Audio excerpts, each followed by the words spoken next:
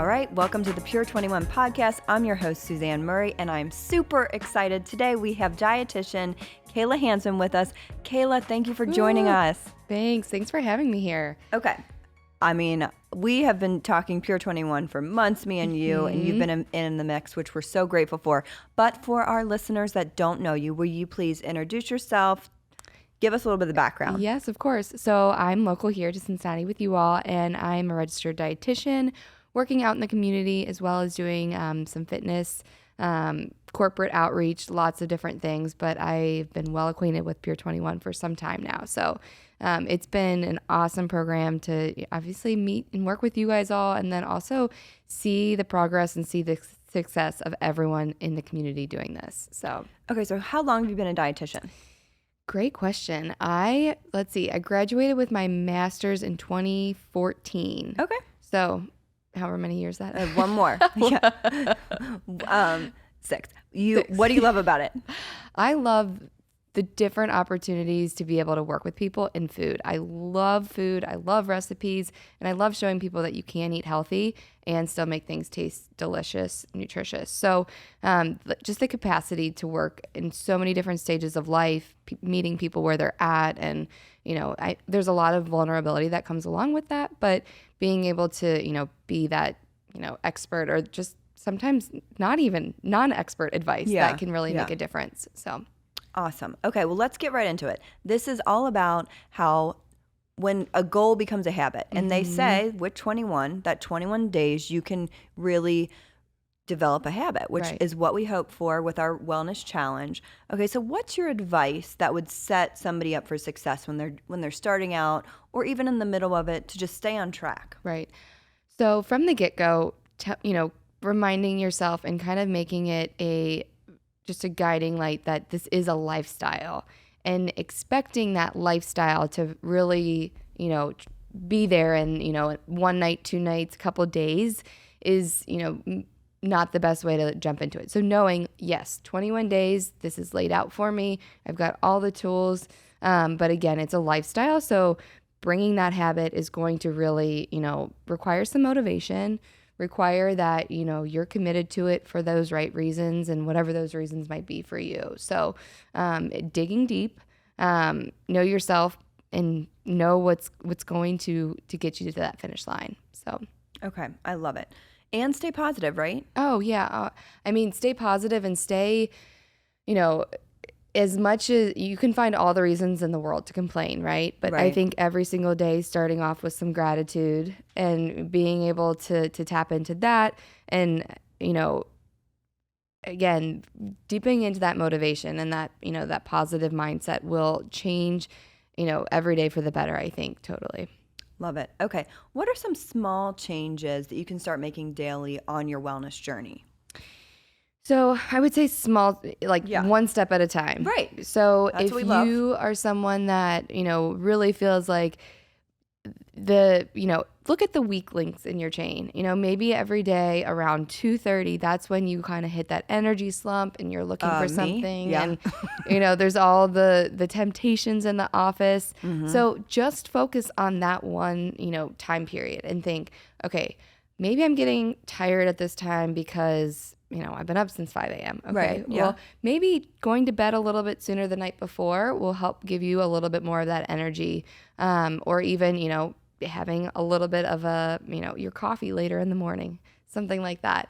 Or packing a high protein snack lower in sugar would, get you through that time without feeling like you're hangry and you need to grab for the most convenient thing, in the pantry. So that's I think a first step is just changing that one opportunity in your day can create a cascade of other positive effects. Having support around you is obviously so crucial. We've got the Facebook community, but even tap into some of your family members and friends. Let them know what you're doing. Right? And, see if they want to, buy into the process as well and start making their own changes. 100%. Doing it with someone is so much better. Having that accountability buddy and just someone that you can say with, I really, really want this cookie, but I'm going to have this almond. Yep. Just texting someone hey, I want to work out tomorrow. If I don't text you, get on me about it or something, Yeah, like yeah. a little friendly, banter like that always helps. Okay, what are some other small changes?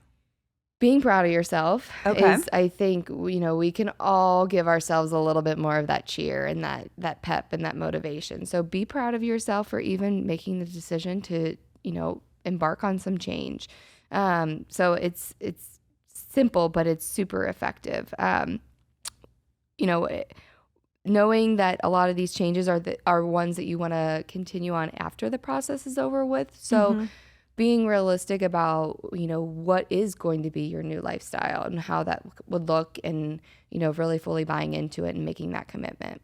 So I know that we had some notes on this, and I love how you said that to like challenge yourself to try a new vegetable or try a new fruit once a week, because I think that's great. Yeah. Oh, yeah. I mean, I think a lot of aversions to certain foods can be mental, or they can certainly be intimidating. But using the search feature in our group, I've kind of, okay, how has someone used radish? And you find different ways to try things, and especially if you have kids, it can be exciting to let them pick and then have them buy into some of those options.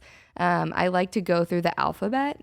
Start with A. Yeah. Just kind of build your way through that. Thank you. Okay. Now, we know it's hard to be on this wellness challenge, and kind of, I mean, there are temptations. You do, I mean, especially when you had some bad habits. Like I love a little flavored creamer, or I do like to dip cookies in my coffee. Like that's me. But everyone has their thing. What happens if you slip up, or I hate the word, like if you cheat on your, because it's not a diet, it's a lifestyle. Right. But what's your advice on that? Yeah, I think I love the quote about how about having a lifestyle or, a diet or whatever that you don't have to cheat on.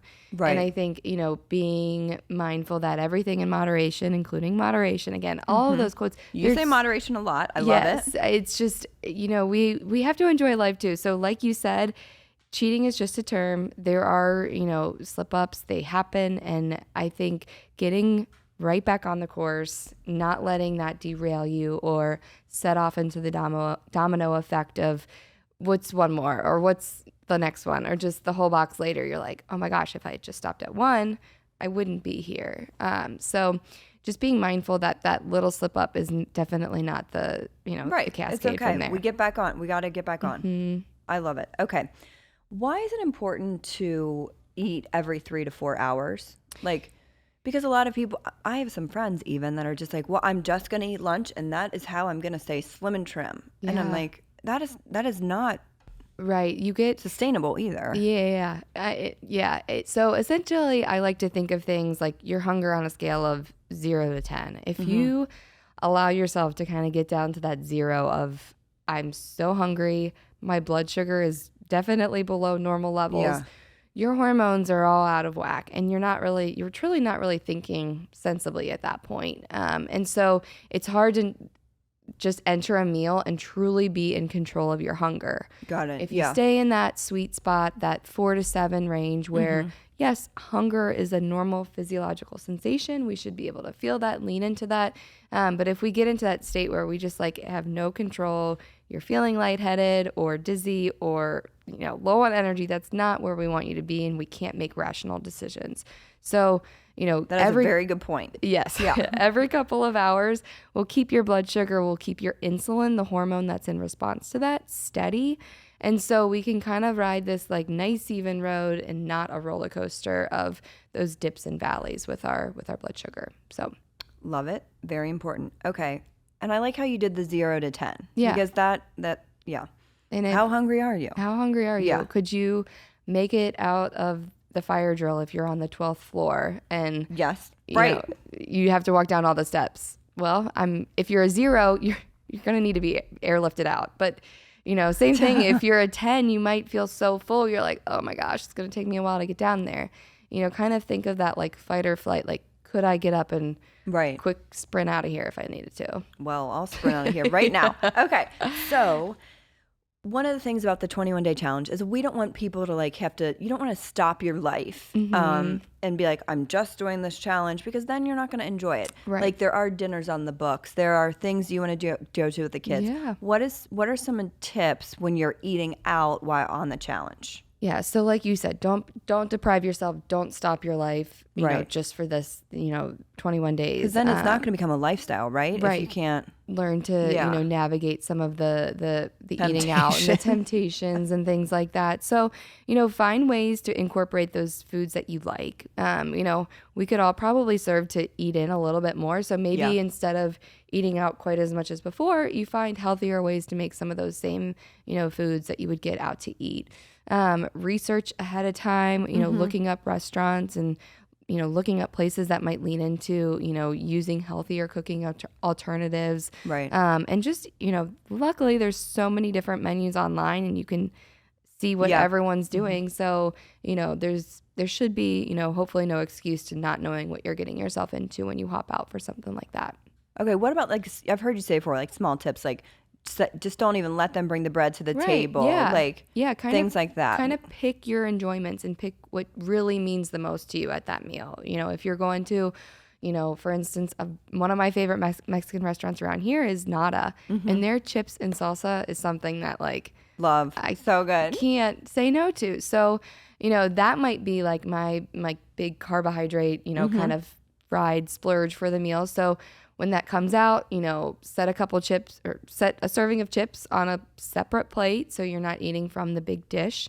And then maybe choose a main meal or your main dish that doesn't have quite as much of like the breading or the coating or, a non-taco dish without all the extra tortilla and such. So, kind of choose your splurge and, enjoy it, like fully enjoy it, leave the guilt behind. And, that's one way. Or like you said, if the bread's no good, don't even ask for it. Like, send it back. Just keep it off the table. I'm going to totally especially if there's olive oil and vinegar, I'm going to dip it in there. Right in. Yeah. Okay.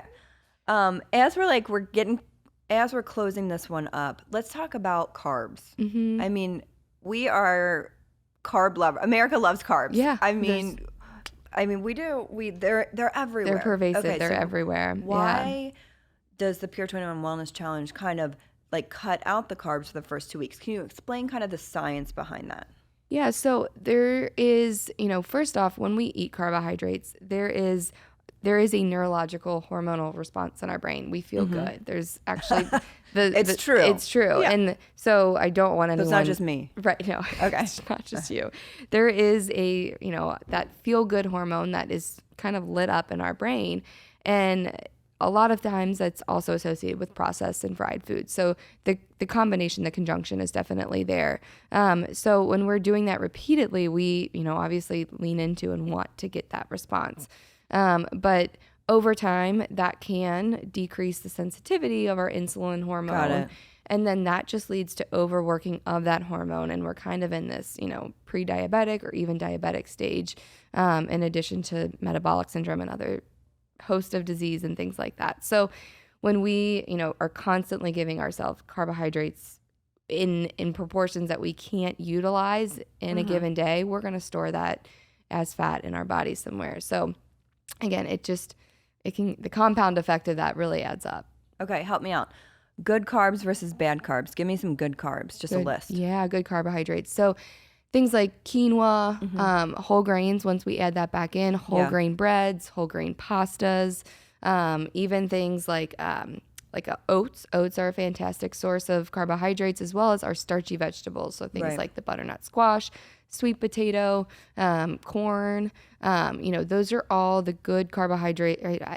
Sometimes I hate to say good. Those are all the carbohydrates that are going to give us easily more of that. Easily processed and have some nutritional value. Exactly. Yeah. Okay. So I think, even back to your question before, I don't think I answered it fully, but removing some of those sources these first 2 weeks really gives us the chance to kind of, realize how, number one, realize how fast they can creep in and how much we do eat them in excess sometimes.